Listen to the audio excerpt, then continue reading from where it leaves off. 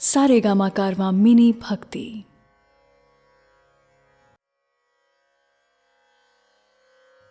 भगवत गीता अध्याय 17 श्रद्धात्रय विभाग योग। दोस्तों, जब भी धर्म संकट आए कि ये काम करूं या ना करूं, तो ऐसे समय में एकमात्र उपाय है कि शास्त्र क्या कहता है। और शास्त्र है भगवत गीता, यानी कि कृष्ण का ज्ञान। वैसे और भी शास्त्र हैं, लेकिन गीता में एक विशेष बात है, और वो ये कि कृष्ण स्वयं भी आपके साथ हैं। नमस्कार दोस्तों, मैं शैलेंद्र भारती भगवत गीता के 17वें अध्याय तक आपके साथ साथ पहुंच गया हूं, जिसका विषय है श्रद्धात्रय विभाग योग।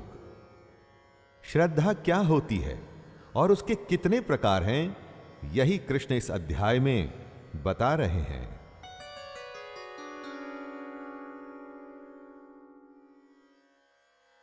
अर्जुन उवाच ये शास्त्र विधि मुत्सृज्य यजन्ते श्रद्धयान्विताः तेषां निष्ठा तु का कृष्ण सत्वमाहो रजस्तमः। सबके लिए शास्त्र जानना आसान नहीं।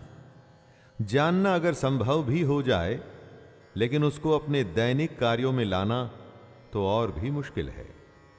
किंतु ऐसा भी तो हो सकता है कि कोई मनुष्य ऐसी पूजा कर रहा है जो शास्त्र के अनुसार तो नहीं, लेकिन उस मनुष्य की श्रद्धा पूर्ण है।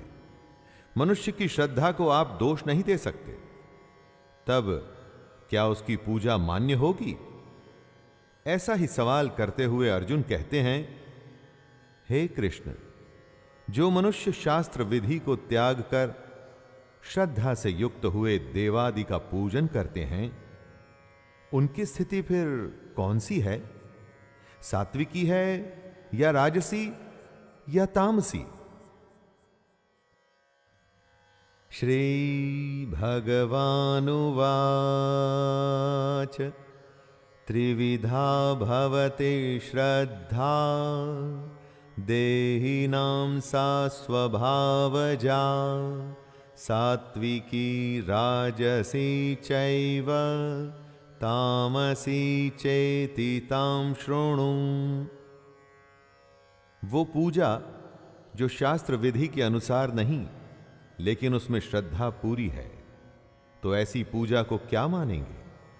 इस प्रश्न का जवाब देते हुए कृष्ण कहते हैं, मनुष्यों की श्रद्धा 3 प्रकार की होती है। श्रद्धा वो होती है जो स्वभाव से उत्पन्न होती है, यानी कि अनंत जन्मों के किए हुए कर्मों के संचित संस्कार से उत्पन्न हुई होती है। ऐसी श्रद्धा को स्वभावजा कहते हैं। ये 3 तरह की होती है, सात्विकी, राजसी तथा तामसी। आपके कर्म आपके संस्कार बनके आपके साथ साथ चलते हैं, और वही आपका स्वभाव भी बनता है। उसी स्वभाव में आपकी श्रद्धा होती है। सत्वानुरूप सर्वस्य श्रद्धा भवति भारत श्रद्धामयोऽयं पुरुषो यो यच्छ्रद्धः स एव सः। श्रद्धा की परिभाषा बताते हुए कृष्ण कह रहे हैं कि सभी मनुष्यों की श्रद्धा उनके अंतःकरण के अनुरूप होती है। इसलिए जो पुरुष जैसी श्रद्धा वाला है, वह स्वयं भी वही है। जो आप हैं वो ही आपकी श्रद्धा है, जो आपकी श्रद्धा है वो ही आप हैं। जैसी वृत्ति वैसा पुरुष। मन, चित्त, मस्तिष्क, ये सब हमारे ही शरीर में है। सब में आपस में एक तारतम्य है। आपके कर्म आपके संस्कार बनकर के वापस आपको बनाते हैं। इस तरह से पुरुष में श्रद्धा भी बनती है। जैसी देवी या आसुरी प्रवृत्ति होती है, जिस तरह से 3 प्रकृतियां होती हैं, उसी तरह से श्रद्धा के भी 3 रूप होते हैं। यजन्ते सात्विका देवान् यक्षरक्षांसि राजसाः प्रेतान् भूतगणांश्चान्ये जयन्ते तामसा जनाः। श्रद्धा के रूपों को समझाते हुए कृष्ण तीनों रूपों की पहचान कर रहे हैं। सात्विक पुरुष देवों को पूजते हैं, राजस पुरुष यक्ष और राक्षसों को, तथा अन्य जो तामस मनुष्य हैं वे प्रेत और भूत गणों को पूजते हैं। जिसका जैसा स्वभाव है, जैसी जिसकी प्रवृत्ति है, जैसी जिसकी श्रद्धा है, उसका इष्ट, उसका भगवान भी वैसा ही है। दोस्तों, आप इन 3 प्रकारों को इस तरह से सोच के देखिए। जब आप सिर्फ पैसे के लिए काम करते हुए कुछ भी अपराध करने को तैयार हो जाते हैं, तो आप किसको पूज रहे हैं? और अपने काम को कर्तव्य समझ पूरी निष्ठा और ईमानदारी से जब करते हैं, तो किसको भजते हैं? अशास्त्र विहितं घोरं तप्यन्ते ये तपो जनाः दम्भाहंकार संयुक्ताः कामराग बलान्विताः कर्षयन्तः शरीरस्थं भूतग्राममचेतसः मां चैवान्तः शरीरस्थं तान् विद्यासुरनिश्चयान्। हजारों में से कोई एक ही होता है जो शास्त्र विधि पर न चलने के बावजूद भी सत्य को प्राप्त होता है।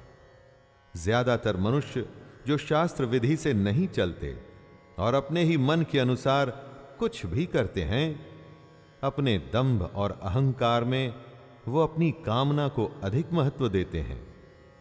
अपनी आसक्ति और बल के अभिमान पर वो कुछ भी करने को तत्पर रहते हैं। ऐसे पुरुष आसुरी होते हैं। इस तरह के पुरुष अविवेकी होते हैं, यानी कि सही और गलत में फर्क करने की क्षमता इनमें नहीं होती।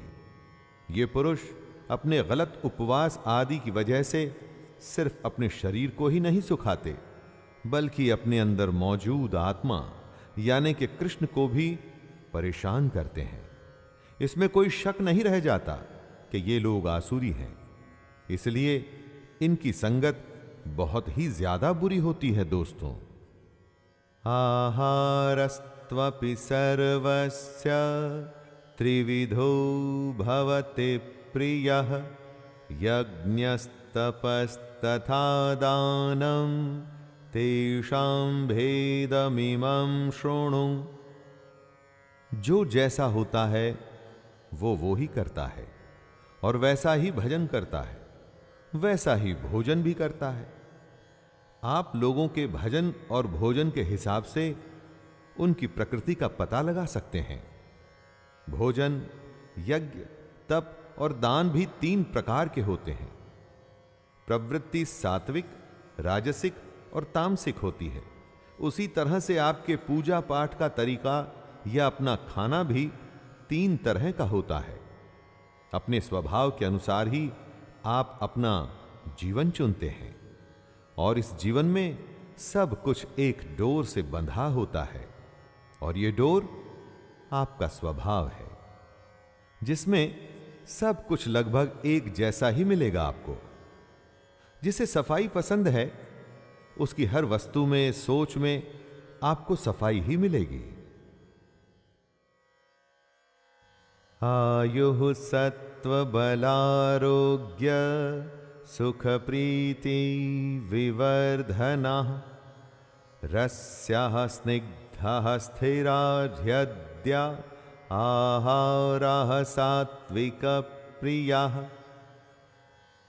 कृष्ण ने बताया कि भोजन भी प्रवृत्ति की तरह 3 तरह के होते हैं।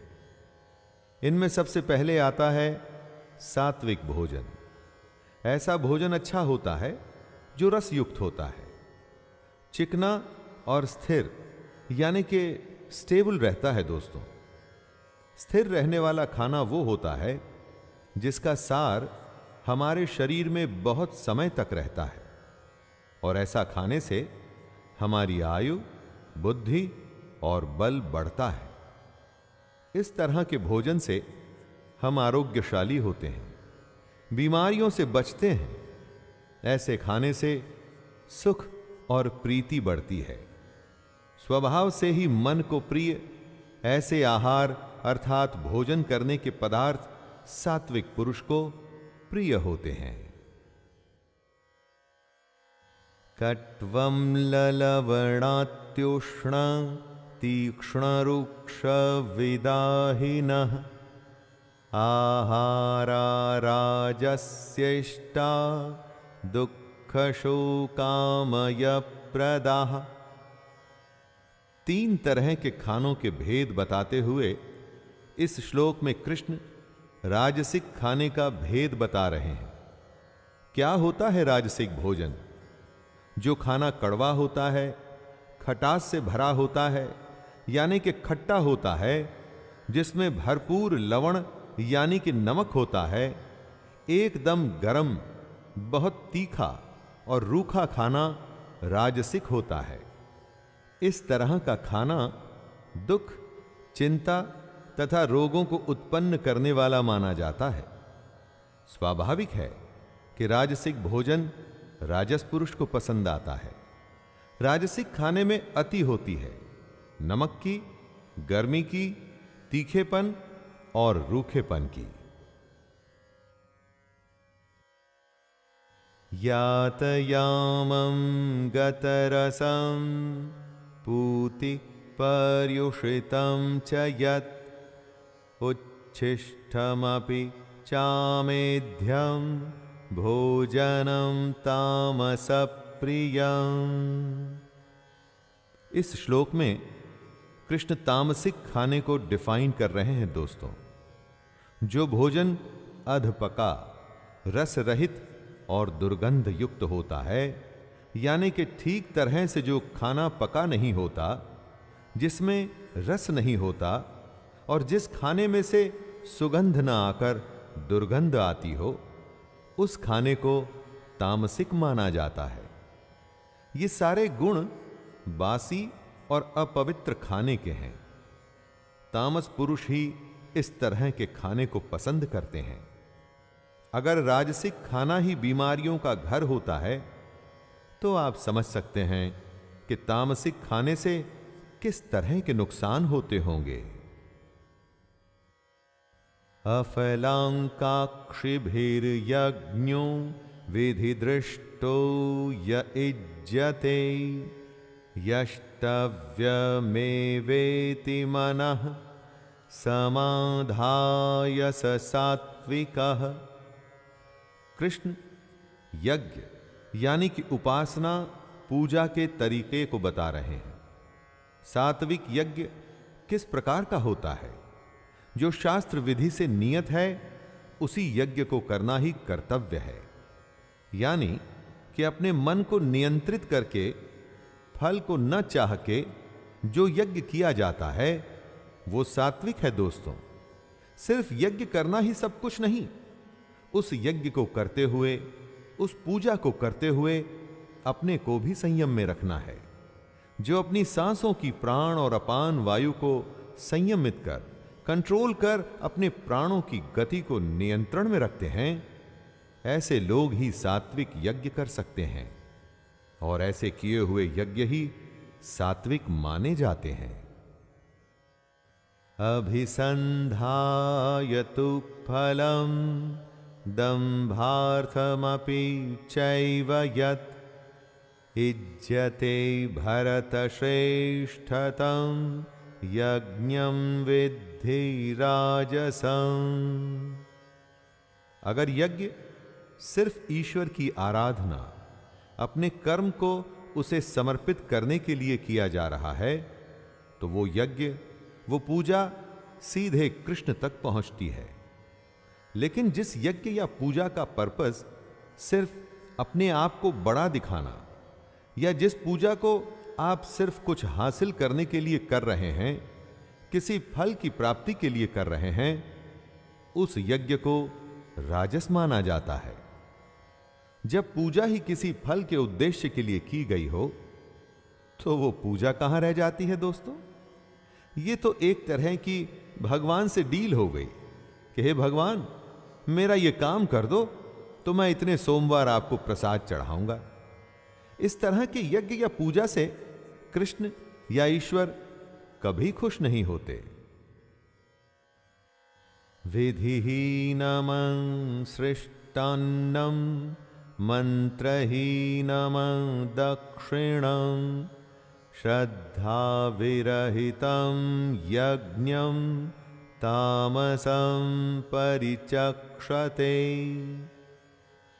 जिस यज्ञ में शास्त्र का बिल्कुल भी सम्मान नहीं किया जाता, जिसमें अन्नदान नहीं किया जाता, ऐसा यज्ञ जिसमें मंत्र नहीं होते, जिसमें दक्षिणा नहीं दी जाती, जिसमें श्रद्धा नहीं होती, ऐसे किए जाने वाले यज्ञ को तामस यज्ञ कहते हैं।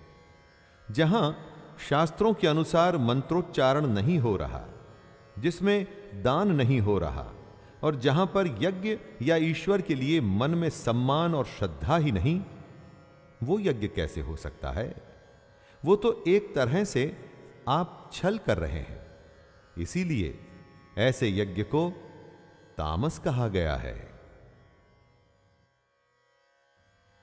देवद्विज गुरु प्राज्ञा पूजनम शौचमार्जवम ब्रह्मचर्यम अहिंसा च शारीरम तप उच्यते।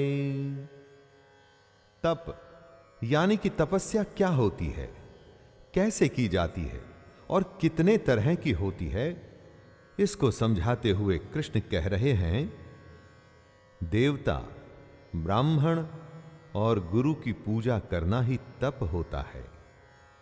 गुरु का अर्थ आप मानिए कि माता, पिता, आचार्य और वृद्ध, जो आपसे किसी भी प्रकार से बड़े हों, ऐसे लोगों का सम्मान, उनकी कही बातों पर चलना और उनकी पूजा ही तप होता है। जीवन में पवित्रता, सरलता, ब्रह्मचर्य और अहिंसा, जब ये विशेषताएं होती हैं, तो इस तरह के तप को शरीर संबंधी तप कहा जाता है। ये तप जो शरीर से किया जाता है। अनुद्वेगकरं वाक्यं सत्यं प्रियहितं च यत् स्वाध्यायाभ्यसनं चैव वाङ्मयं तप उच्यते।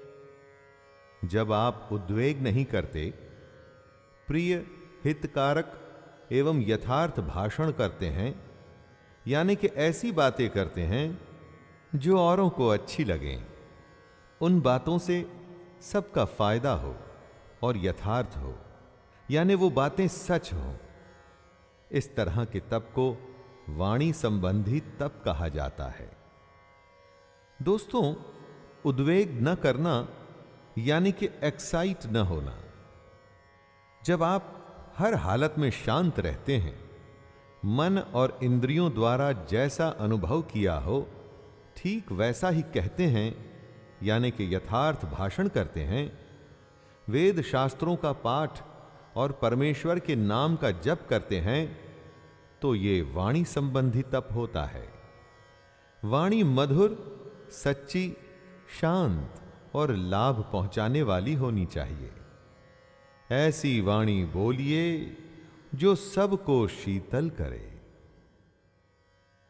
मनः प्रसादः सौम्यत्वं मौनमात्म विनिग्रहः भाव संशुद्धिरित्येतत् तपो मानसमुच्यते।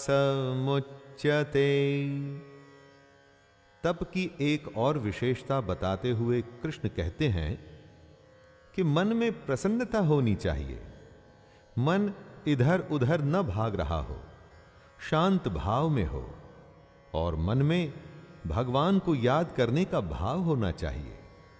जब मन इस तरह की अवस्था में होता है तब उसे मन संबंधी तप कहा जाता है। मन का निग्रह यानी कि मन को सब ओर से मोड़ के सिर्फ उस परमात्मा पर केंद्रित कर लेना, और साथ में अंतःकरण के भावों की भली भांति पवित्रता। जब यह संभव होता है तो मन संबंधी तप कहलाता है। और यह तप शरीर से भी होता है, वाणी से भी होता है, और जैसा अभी कृष्ण ने बताया मन से भी होता है। श्रद्धया परया तप्तं तपस्तत्त्रिविधं नरहि अफलाकांक्षिभिर्युक्तैः सात्विकं परिचक्षते। जब देवता, ब्राह्मण और गुरु की सच्चे मन से पूजा की जाए तो वो शरीर संबंधी तप होता है।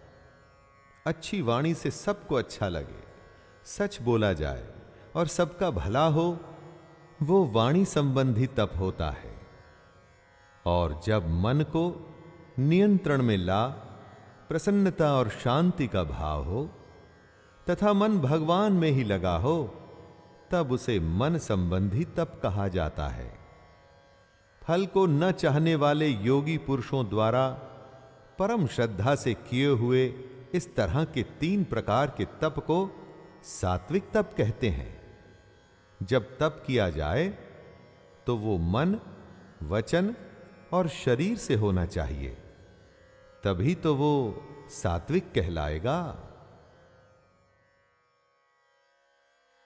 सत्कारमान पूजार्थं तपोदम्भेन चैव यत् क्रियते तदिह प्रोक्तं राजसं चलमध्रुवम्। जो तप सत्कार, मान और पूजा के लिए किया जाता है, जैसे कि कोई बहुत बड़ा ब्राह्मण है या बहुत बड़ा विद्वान है, इसलिए उसके पैर धोकर उसका सत्कार किया जाए, तब वो तप राजसी कहा जाता है।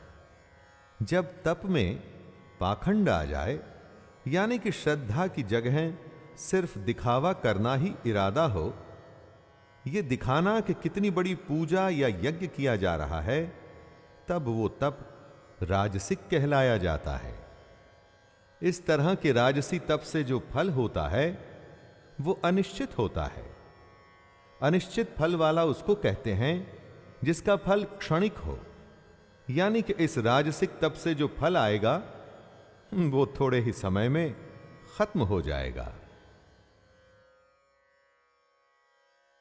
मूढ़ग्राहेणात्मनो यत्पीडया क्रियते तपः परस्योत्सादनार्थं वा तत्तामसमुदाहृतं। जो तप मूढ़ता पूर्वक हठ से किया जाता है वो तामसिक श्रेणी में आता है। समझदारी की जिद दृढ़ निश्चय होती है। उसी तरह से बेवकूफी में जो जिद होती है ना दोस्तों, वो ही मूढ़ता पूर्वक हठ होता है। तामसिक तप दूसरे को मन, वाणी और शरीर की पीड़ा देने के लिए किया जाता है। बुरा सोचना, बुरा कहना और दूसरे के शरीर को नुकसान पहुंचाना ही उसका पर्पज होता है। इस तप का उद्देश्य दूसरे का अनिष्ट होता है। जब दृष्टिकोण ही दूसरे को पीड़ा या दूसरे को नुकसान पहुंचाने का हो तो उससे क्या अच्छा निकलेगा। ऐसे तप को इसीलिए सबसे बुरा बताया गया है। दातव्यमिति यद्दानं दीयतेनुपकारिणे देशे काले च पात्रे च तद्दानं सात्विकं स्मृतम्। दान की परिभाषा को कृष्ण समझा रहे हैं। दान देना एक कर्तव्य है। जब जहां पर जिस वस्तु का अभाव हो, उसी वस्तु द्वारा प्राणियों की सेवा करने को ही दान कहा जाता है। जिसको जिस वस्तु की जरूरत है, अगर उसे वो देंगे तभी तो उसका भला होगा। भूखे, अनाथ, दुखी, रोगी, असमर्थ और भिक्षुक को अन्न, वस्त्र और औषधि दी जानी चाहिए। इरादा जरूरतमंद की जरूरत पूरा करने का होना चाहिए दोस्तों। जब ऐसा होता है तो वो दान सात्विक कहलाया जाता है। सात्विक दान करते हुए उपकार की भावना, जैसे कि मैंने इतना बड़ा काम कर दिया, ऐसा भाव नहीं होना चाहिए।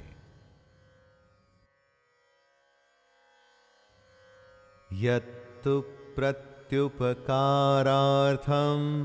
फलमुद्दृश्य वा पुनः दीयते च परिक्लिष्टं तद्दानं राजसं स्मृतम्। जो दान क्लेश पूर्वक यानी कि परेशान होकर किया जाए, जैसे आजकल चंदे आदि में धन दिया जाता है, उस तरह का दान राजसिक कहलाता है। अगर फल को दृष्टि में रखकर, जैसे कि मैं ऐसा दान करूंगा तो मुझे वो फायदा होगा, मान बढ़ाई मिलेगी, प्रतिष्ठा मिलेगी, लाभ की प्राप्ति होगी, ऐसे दान को राजस दान कहा जाता है। देने में अगर लेने का भाव आ जाए कि दान के बदले में आपको नाम, लाभ या प्रतिष्ठा मिलेगी, तो वो कभी भी सात्विक दान नहीं कहलाया जा सकता। अरे दान तो खुश होकर करने वाली वस्तु है दोस्तों।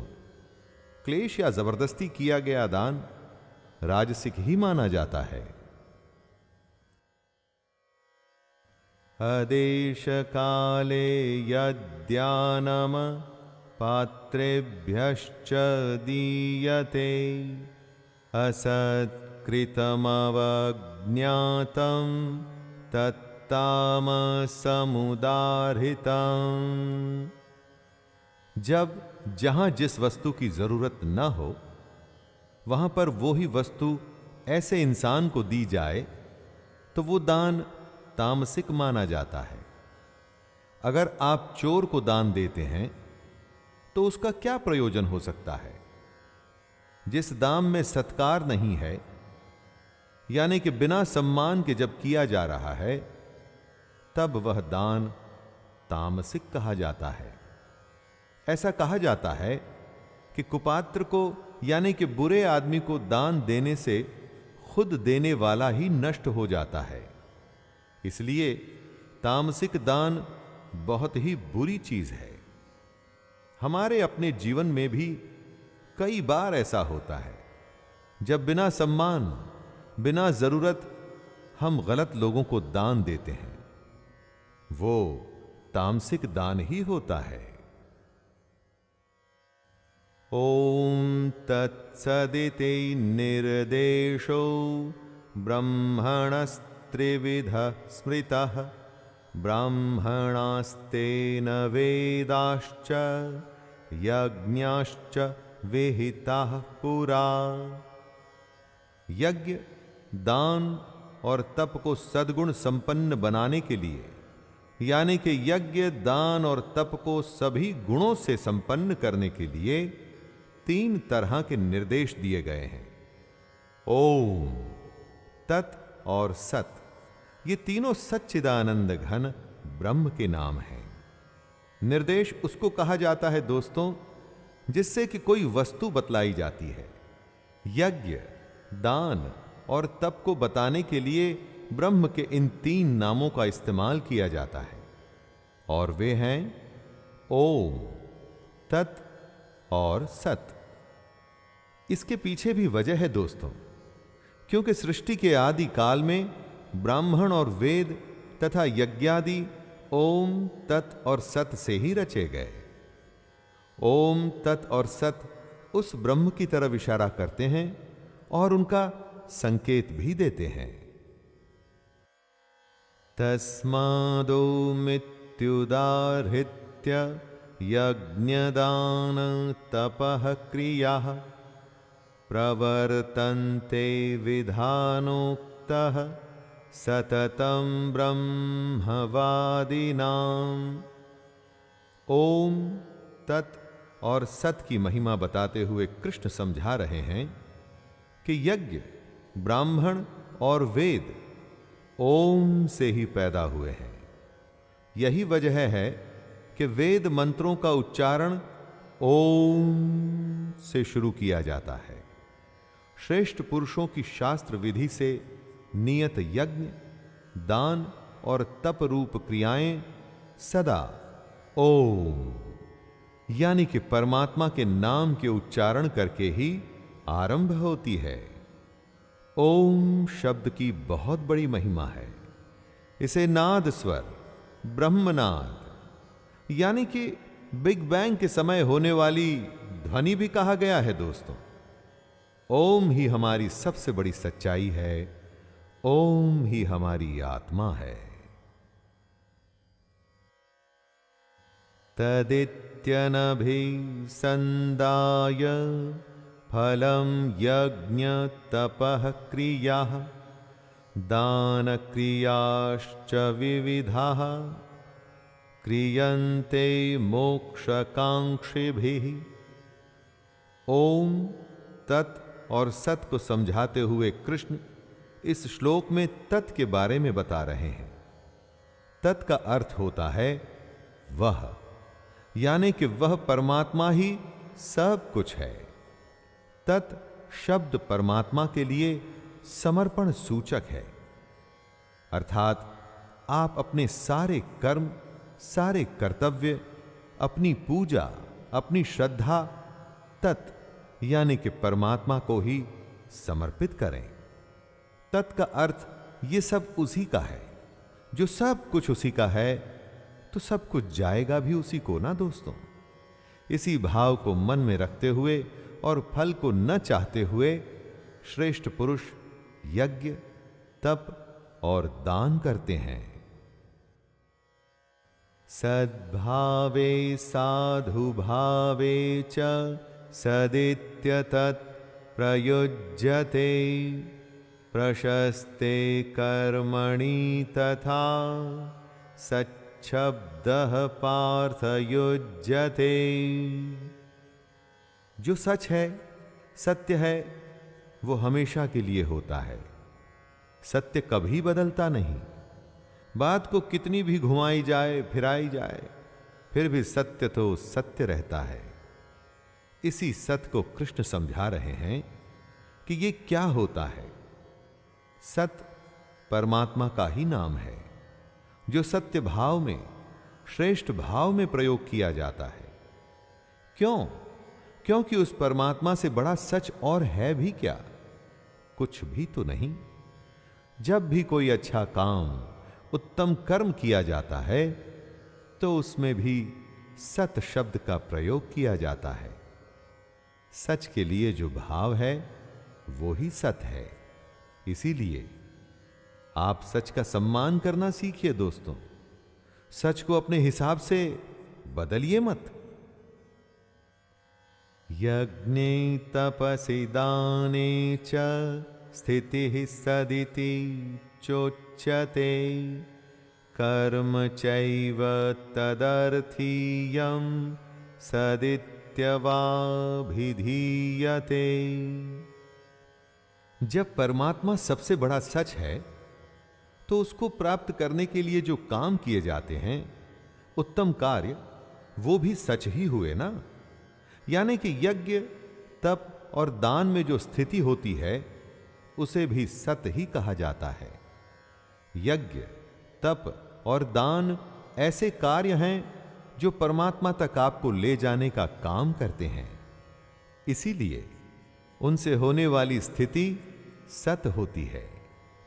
सच्चे मन से यज्ञ या तप या दान जब भी किया जाता है, अपने हर कर्म को उसी परमात्मा को सौंप दिया जाता है। कर्ता खुद को न मान अपने पर घमंड किए बिना जब आप परमात्मा की तरफ बढ़ते हैं तो वो सत ही कहलाता है। अश्रद्धया हुतं दत्तं तपस्तप्तं कृतं च यत् असदित्युच्यते पार्थ न च तत्प्रेत्यनो इह। जिस काम को करने में झूठ शामिल हो तो उस काम का अंत क्या सच हो सकता है? जहां नींव झूठी हो वहां क्या ऊंचाई सच्ची हो सकती है? कभी नहीं। काम हो, रिश्ते हो, पूजा अर्चना हो, आपका आधार असत्य नहीं हो सकता।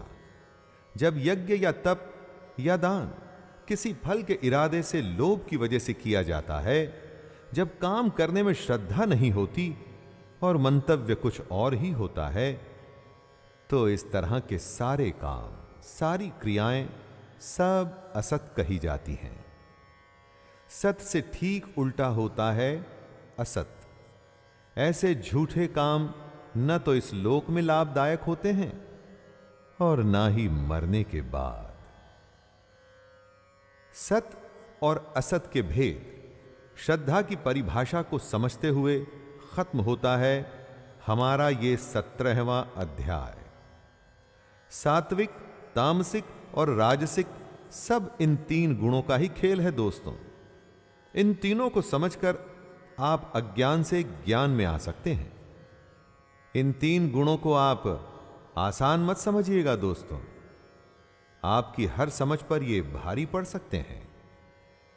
तो लीजिए, मैं शैलेंद्र भारती अध्याय 17 को यहीं संपूर्ण कर रहा हूं।